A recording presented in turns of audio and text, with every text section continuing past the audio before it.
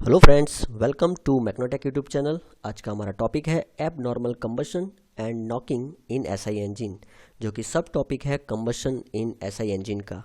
तो सबसे पहले हम समझते हैं कि व्हाट इज़ एब normal combustion and normal combustion. तो जनरली नॉर्मल कंबशन में क्या होता है फ्रेंड्स, कि स्पार्क प्लग से जो स्पार्क जनरेट होता है उसको हम फ्लैम फ्रंट बोलते हैं, और जो फ्लैम जो है वो सिलेंडर के एंड तक स्मूथली जाती है।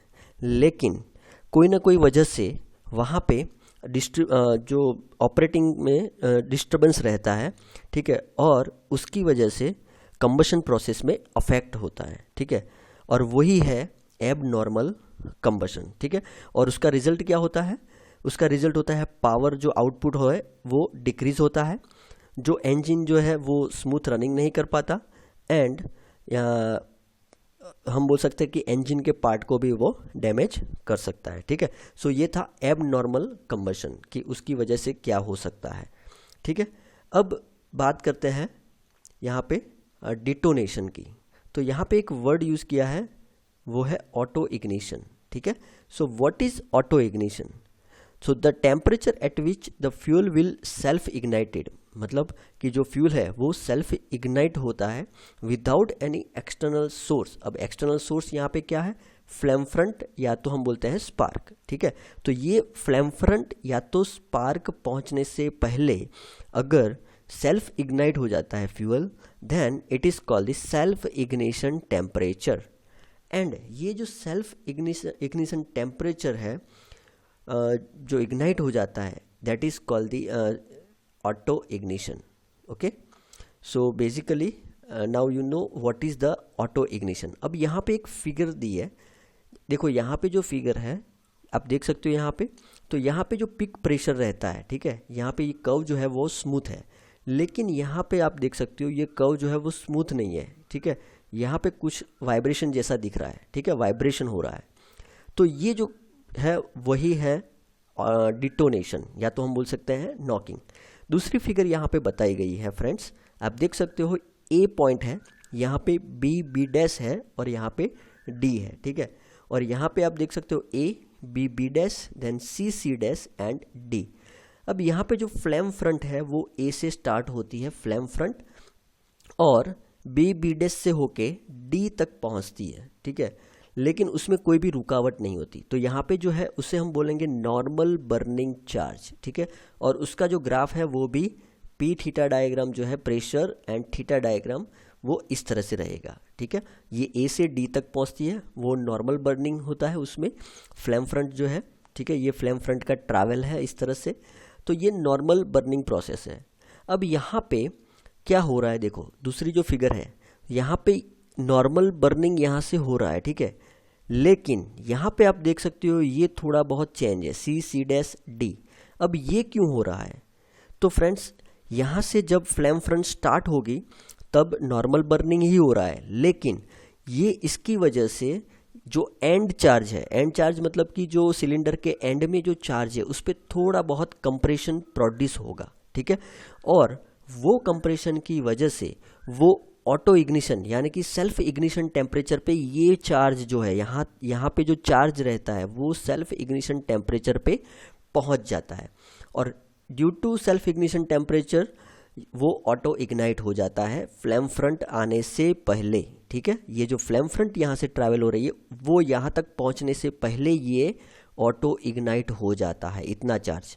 इसीलिए यहाँ पे आप देख सकते हो नॉकिंग हो रहा है, ठीक है, या तो हम बोल सकते हैं वो डिटोनेशन हो रहा है। ओके, सो अगर हम यहाँ पे जो समझाया हुआ है वो हम देखें तो the flame front A travel B B dash, ये नॉर्मल की बात है, यहाँ पे normal B B dash, two things will happen now which will create the knocking. Okay okay, ये जो है वो इस फिगर के बारे में है। तो यहाँ पे first end charge between B B dash and D receive the heat by flame front, मतलब कि जो एंड चार्ज है वो हीट रिसीव कर रहा है। एंड सेकंड चार्ज कंप्रेस, यहाँ पे लिखा है ना, जैसे charge compress because of flame front, flame front की वजह से क्या होगा, यहाँ पे चार्ज जो है वो थोड़ा बहुत कंप्रेस होगा। And both this factor will increase the temperature, इसकी वजह से क्या हो रहा है, टेम्परेचर इंक्रीज हो रहा है।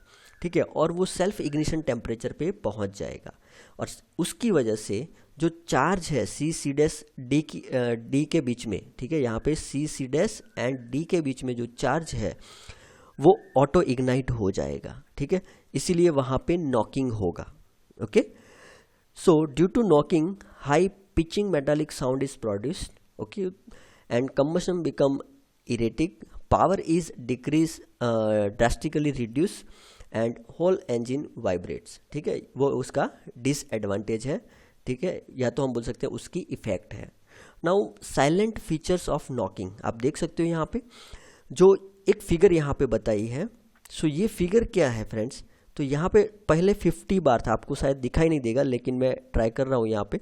पहले जो नॉर्मल कंबशन है वो यहाँ पे 50 बार तक पहुँच रहा है, ठीक है, नॉर्मल जो हम ये डायग्राम ड्रॉ कर रहे हैं, ठीक है, ऑटो साइकिल में वो 50 बार है। लेकिन due to abnormal combustion, due to knocking, due to detonation, ये जो है वो यहाँ तक पहुँच जाता है, यानी कि जो उसका जो प्रेशर जो है वो 150 से 170 बार तक पहुँच जाता है, ठीक है। दूसरा जो only 5% of total charge can produce the several knock, मतलब ये जो है ये 5% है चार्ज है जो नॉकिंग प्रोड्यूस करता है। And high pitching metallic sound is produce, वो हमने ऑलरेडी बता दिया है। And inside the engine cylinder high velocity and pressure waves are produce. Now next is effect of detonation और नॉकिंग। सो फ्रेंड्स यहाँ पे डिटोनेशन की वजह से उसकी कुछ इफेक्ट होती है। पहला तो जो है decrease the power output and efficiency, ठीक है, heat transfer to the cooling water increase, ज़्यादा वहाँ पे हीट जनरेट होगी तो उसकी वजह से कूलिंग वाटर जो है वाटर जैकेट के अंदर उसमें हीट ट्रांसफ़र ज़्यादा होगी तो ऑब्वियसली उसकी एफिशिएंसी एंड पावर आउटपुट भी डिक्रीज हो जाएगा, ठीक है। उसके बाद है प्री इग्निशन। अब प्री इग्निशन क्या है, the rate of heat transfer increase some parts inside the cylinder, मतलब कुछ पार्ट्स होते हैं सिलेंडर के अंदर जैसे कि वाल्व है, स्पार्क प्लग है, वो क्या हो जाते हैं, ओवरहीट हो जाते हैं और वहाँ पे हॉटस्पॉट क्रिएट हो जाते हैं, ठीक है, और उसकी वजह से जो इग्निशन हो जाता है before the spark, and this phenomenon is called the pre ignition. Okay, and pre ignition बहुत ही डेंजर है इंजन के लिए, ठीक है। Then next is mechanical damage. अब ऑब्वियसली कि प्री इग्निशन हो रहा है, नॉकिंग हो रहा है, तो जो मैकेनिकल पार्ट्स है जैसे कि सिलेंडर हेड है, वाल्व है, ठीक है, पिस्टन जो है वो बेंड हो सकते हैं या तो डैमेज हो सकते हैं, ठीक है, पिस्टन रिंग भी यहाँ पे डैमेज हो सकती है, स्पार्क प्लग जो है वो ओवरहीटेड हो सकता है, तो ये उसके मैकेनिकल डैमेजेस हो सकते हैं। उसके बाद है नॉइज़ एंड रफनेस, मतलब कि हाई नॉइज़, मतलब लाउड पल्सेटिंग नॉइज़ वहाँ पे क्रिएट हो सकता है। इंजन जो है वो स्मूथ रन नहीं करेगा, वो थोड़ा रफली रन करेगा, ठीक है, सो और वाइब्रेट भी करेगा। तो ये जो है इफेक्ट ऑफ डिटोनेशन और नॉकिंग हम बोल सकते हैं। Now next is effect of engine variable on knock, मतलब कि इंजन जो वेरिएबल्स हैं उसकी इफेक्ट नॉकिंग पे और डिटोनेशन पे क्या होगी। तो फ्रेंड्स ये जो है वो हमने डिस्कस कर लिया है। अब जो वेरिएबल्स है इंजन जो वेरिएबल्स जैसे कि कंप्रेशन रेशियो, अब यहाँ पे एक एक इफेक्ट हम डिस्कस करेंगे। Now first is compression ratio, तो जैसे जैसे कंप्रेशन रेशियो बढ़ेगा तो उसका टेम्परेचर भी यहाँ पे अंदर, टेम्परेचर और प्रेशर भी बढ़ेगा सिलेंडर के अंदर। और जैसे कि हमने बात की, अगर टेम्परेचर एंड प्रेशर बढ़ता है तो जो प्री इग्निशन मतलब कि जो सेल्फ इग्निशन टेम्परेचर पे वो बहुत जल्दी पहुँच जाएगा, इसीलिए नॉकिंग भी पॉसिबिलिटी जो है, नॉकिंग की पॉसिबिलिटी बात कर रहा हूँ फ्रेंड्स, नॉकिंग बढ़ेगा ऐसा नहीं, लेकिन पॉसिबिलिटी जो है उसकी बढ़ जाएगी। तो यहाँ पे जो रेंज है वो हम जनरली 6 to 10 यहाँ पे कंसीडर करते हैं। उससे ज़्यादा अगर हम कंप्रेशन रेशियो रखते हैं तो नॉकिंग हो सकता है, इसीलिए इसका रेंज जो है वो फिक्स किया गया है कंप्रेशन रेशियो का, ठीक है। Now intake and coolant temperature, मतलब कि यहाँ पे intake and coolant temperature increase then knocking tendency also increase. Okay, super charging, अब सुपर चार्जिंग की इफेक्ट आपको पता है कि जैसे सुपर चार्जिंग होगा वो increase the temperature and pressure, again वो इंक्रीज हो रहा है तो नॉकिंग भी इंक्रीज हो सकता है, ठीक है। Load on the engine, as the load increase यहाँ पे tendency of knock is also increase. ये सब एक एक लाइन में है। इनलेट प्रेशर, जैसे कि इनलेट प्रेशर बढ़ता है, डिले पीरियड यानी कि जो स्पार्क एंड कंबशन स्टार्ट होने के बीच का जो पीरियड है वो कम हो जाएगा, ठीक है। And for the end charge which increase the tendency of knock, ठीक है। ये जो एंड चार्ज होगा वो डिले पीरियड यहाँ पे कम हो जाएगा। नाउ एडवांसिंग द स्पार्क, मतलब कि जो अगर हम स्पार्क एडवांस कर रहे हैं, जो स्पार्क होता है टीडीसी से 10 डिग्री, 15 डिग्री, 20 डिग्री, 30 डिग्री पहले, अगर उसको हम एडवांस करेंगे तो क्या होगा, the temperature inside the engine cylinder increase, therefore tendency of knock is also increase. Okay, then next is engine size. अगर इंजन साइज अगर बढ़ती है तो क्या होता है, तो अगर इंजन साइज बढ़ाते हैं तो जो फ्लेम फ्रंट है उसको ट्रैवल करने में टाइम लगेगा, और जो टाइम लगेगा उसकी वजह से वहाँ पे सेल्फ इग्निशन भी लास्ट एंड चार्ज में हो सकता है।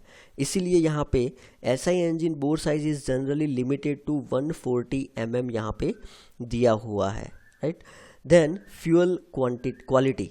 अब फ्यूल की जो क्वालिटी है वो उसके ऑक्टेन नंबर पे यहाँ पे डिपेंड है, और अगर हायर ऑक्टेन नंबर है तो वो जो है नॉकिंग टेंडेंसी को कम कर सकता है, ठीक है। यानी कि फ्यूल जो क्वालिटी है उसमें ऑक्टेन नंबर हमें हायर चाहिए। उसके बाद एयर फ्यूल रेशियो, तो यहाँ पे अगर थोड़ा लीनर या तो थोड़ा रिच मिक्सचर अगर हम यूज़ करेंगे तो हमारी नॉकिंग टेंडेंसी जो है वो कम होगी या तो रिड्यूस होगी, हम बोल सकते हैं, ठीक है। So rich and lean mixture हम यूज़ करके नॉकिंग टेंडेंसी कम कर सकते हैं। Then location of the spark plug. अब जो फ्लेम फ्रंट हो रहा है, ठीक है, तो जनरली जो स्पार्क प्लग की लोकेशन है वो जहाँ से फ्लेम स्टार्ट होगा उसके नज़दीक रहनी चाहिए, ठीक है। तो जो नॉकिंग है उसको हम रिड्यूस कर सकते हैं, ठीक है। तो इसीलिए कभी कभी 2 स्पार्क प्लग भी दिए रहते हैं, और अगर एक स्पार्क प्लग है तो वो जो फ्लेम फ्रंट है उस वहाँ पे मतलब जो एग्जॉस्ट वाल है वहाँ के नज़दीक रहेगा, ठीक है। उसके बाद कंबशन चैम्बर डिज़ाइन, तो हमें कंबशन चैम्बर जो है उसको किस तरह से डिज़ाइन करना पड़ेगा। The distance travel by the flame front should be minimum, जो फ्लेम फ्रंट का जो डिस्टेंस है वो मिनिमम ट्रैवल करना पड़े, and necessary turbulence should be generated during the suction of charge, मतलब कि एयर फ्यूल मिक्सचर जो आएगा तो वहाँ पे जब अंदर सिलेंडर के अंदर आएगा तो एक अच्छी तरह से वो टर्बुलेंस प्रोड्यूस करेगा, जिसकी वजह से एंड तक वो चार्ज जो है वो अच्छी तरह से फैल जाएगा, ठीक है, ताकि वहाँ पे जो नॉकिंग है उसको हम रिड्यूस कर सके, ठीक है। So next is engine speed, the turbulence increase with engine speed, engine speed की वजह से turbulence जो है वो increase होगा which reduce the knocking। जैसे हमने आपको बताया कि जैसे जैसे turbulence increase होगा वो knocking tendency को वो reduce करेगा, ठीक है। engine speed जैसे बढ़ेगी turbulence भी बढ़ेगा और knocking reduce होगा। अब उसके बाद next topic जो है वो है abnormal combustion in surface ignition, ठीक है, एबनॉर्मल कंबशन सरफेस इग्निशन। तो अभी जो हमने बात की वो क्या था, जो एंड चार्ज था वो प्री इग्नाइट हो रहा था, ठीक है। अब यहाँ पे एबनॉर्मल ऑल्सो अकर, मतलब जो कंबशन है वो also occurs by surface ignition.